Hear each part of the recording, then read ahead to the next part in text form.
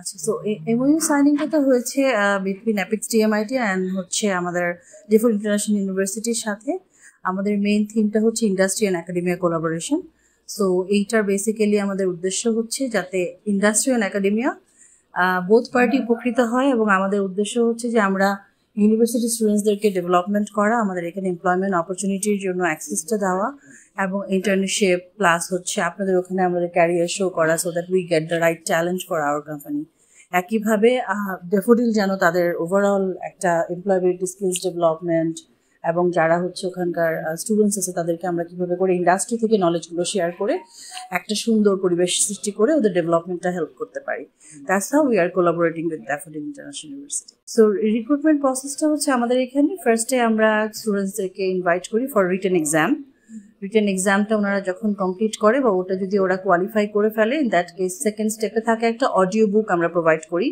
So audio বুকটা তারা পড়ে আসে।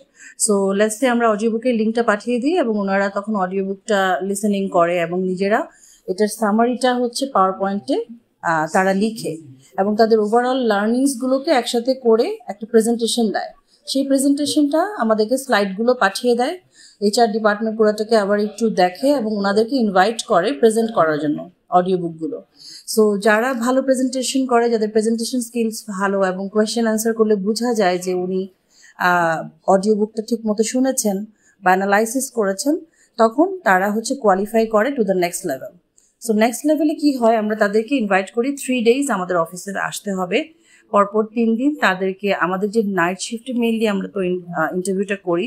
সো তারা আমাদের ওয়ার্ক প্রসেস, প্রোডাক্ট, সার্ভিসেস সব সম্পর্কে আমরা তাদেরকে একটা ওরিয়েন্টেশন করে থাকি।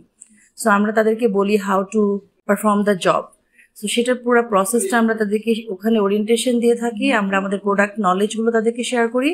এই সব কিছু শেয়ার করার পরে এভরিডে তারা আমাদের সাথে যখন থাকে, সব কিছু শোনার পরে তার নিজের যে লার্নিংটা হয়েছে বা আন্ডারস্ট্যান্ডিংটা, সেটাকে তখন সে আবার একটা ডেইলি রিপোর্ট আকার আমাদেরকে জমা দেয়। সো 3 দিন পরে তার 3টা ডেইলি রিপোর্ট একসাথে করার পরে এখানে অ্যাসেসমেন্ট কমিটি আছেন, তারা দেখেন যে এই মানুষটার আসলে লার্নিং কার্ভটা কেমন বা তার অ্যানালিটিক্যাল স্কিলসটা কেমন, তার ক্রিটিক্যাল থিঙ্কিং এবিলিটিটা কেমন। সো সব কিছু এখান থেকে আসলে অ্যাসেসমেন্টটা উঠে আসে রিপোর্টের মতো করে। আরেকটা জিনিস আসে, আমরা একটা ফোকাস গ্রুপ ডিসকাশন করে থাকি, সেটা এই 3 দিনের মধ্যেই একদিন হবে। সেদিন হচ্ছে আমরা তাদেরকে শেয়ার করি আমাদের এই প্রসেস এবং প্রোডাক্ট রিলেটেড, এছাড়া আমাদের ওয়ার্ক কালচার রিলেটেড, আমাদের কোর ভ্যালিউজ, আমাদের এই যে আমাদের অর্গানাইজেশনের ওভারঅল হিস্ট্রিগুলো শেয়ার করার পরে ওখান থেকে আমরা গ্রুপ এক্সারসাইজ দিয়ে থাকি। তারা তখন টিম ওয়ার্ক করে, সেখান থেকে তারা প্রেজেন্টেশন করে। সব কিছু থেকে আমরা বোঝার চেষ্টা করি এই মানুষটার ফিটনেসটা কেমন আমাদের অর্গানাইজেশনে। কারণ আমরা যদি তাদেরকে প্রপার আমাদের ওয়ার্ক কালচার প্রসেস এগুলোকে আমরা না ইন্টারভিউ প্রসেসে না আনি, তাহলে হয়তো বা সে সিলেক্টেড হয়ে যায় উইদাউট দিস, হওয়ার পরে হয়তো বা প্রসেসের সাথে খাপ খাওয়াতে পারে না। সো আমাদের প্ল্যানিং হচ্ছে আমরা ইন্টারভিউয়ের সময় আসলে তাদের ইন্টারভিউ প্রসেসের মধ্যেই বলে দিতে চাই আমরা কি নিয়ে কাজ করছি এবং এই কাজটা আসলে তার জন্য কতটুকু মিনিংফুল, এবং এখান থেকেই তার অ্যাসেসমেন্টগুলো হয়ে থাকে। সো এই 3 দিন পরে যে অ্যাসেসমেন্ট রিপোর্টটা আসে, সেটা একটা ওয়ান অফ দ্য ক্রাইটেরিয়া। ওখানে যদি কেউ ভালো করে তখন সেটাকে আমরা নেক্সট লেভেলে নিয়ে যাই। নেক্সট লেভেলটা কি, ফাইনাল ইন্টারভিউ।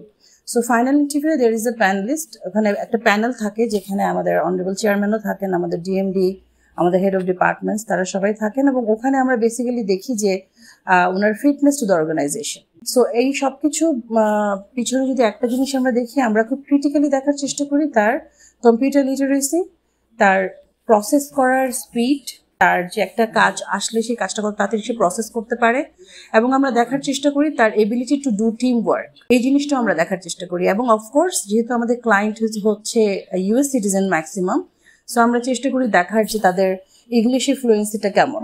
সো ওই জায়গাটাতে একটু এমফাসিস করি আমরা আর কি, এবং বোঝার চেষ্টা করি যে ওনার কতটুকু উনি রেডি আছেন। So that's pretty much about the interview process of apex DMIT.